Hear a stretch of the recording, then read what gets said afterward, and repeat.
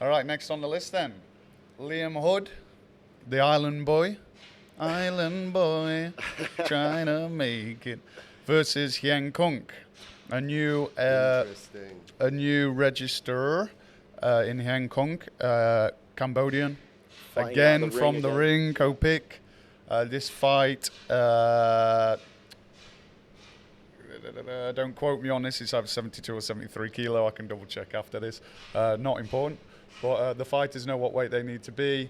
This fight is interesting. Liam Hood had a boxing match on one of the last interclubs, 2 interclubs ago, interclub 4, against Sovmen. He lost by decision, but felt very, not satisfied. He felt like he could have done a lot more.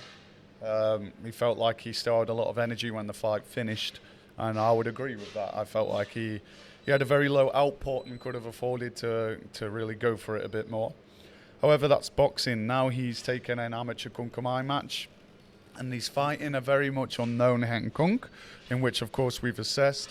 Heang Kunk, first time I saw him, similar to Lam Hong, actually. I thought he was very technical, very efficient. I was very impressed.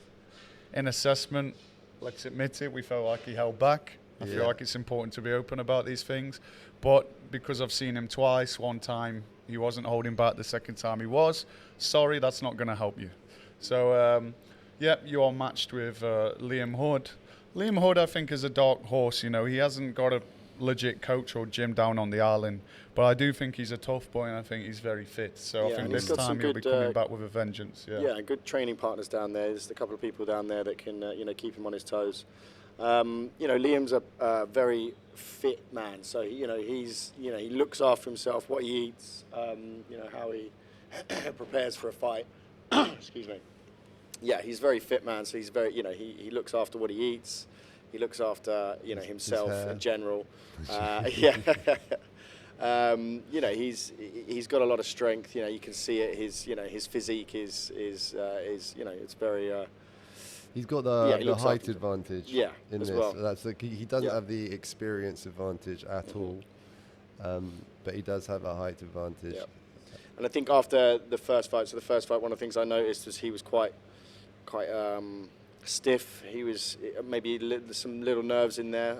So I think this time he'll be a lot more open, a little bit more fluid. I think he'll sort of enjoy it a little bit more. And not be, not have those nerves of the first fight. So, I think he'll come out and he'll really want to show what he can do, which is going to be, exciting to watch. Something else to consider too about this fight is Liam Hood seemed to be a slow opener, as in he came out slow against Sovmen in the boxing match and took a long time for him to get going. By the time he got going, the fight was over. One thing to consider this fight. Kickboxing, 3 3-minute rounds. Yeah, right. He's got more time to work. The boxing, 3 2-minute rounds. So that may work in his favor, being a fit lad, being the bigger guy, maybe using the longer rounds. He can use his weight and physicality to maybe bully Heang Kunk. But also, looking back at his first fight, the fact that he was a slow burner I found was quite impressive. For your first fight to not go out there and just be swinging at it. Yeah. But my only concern would be that he goes the other way, because he felt that, as you said, he had some energy left in the tank. But if he goes out there with the next match thinking, right, I'm going to go hard from round 1, it's kickboxing, it's 3-minute rounds, that could work against him. So if you're listening, Liam, take it steady. Well, it depends how you, sometimes aggression does work. It depends how you use it. If you go out being aggressive, just throwing wild punches, and your opponent just blocks with high guard, nothing hurts them, then it's wasted aggression. However, if you go out, punch, knee, clinch, kick, knee, punch, and things are landing, especially if you're landing things to the body, we call it money in the bank. When you hit to the body, it's money in the bank for later in the fight, because body shots slow you down over time. So yeah, it's all about being smart and game plan, right? And a good fighter, what makes you a next level fighter is having a game plan, but making the game plan work on the night.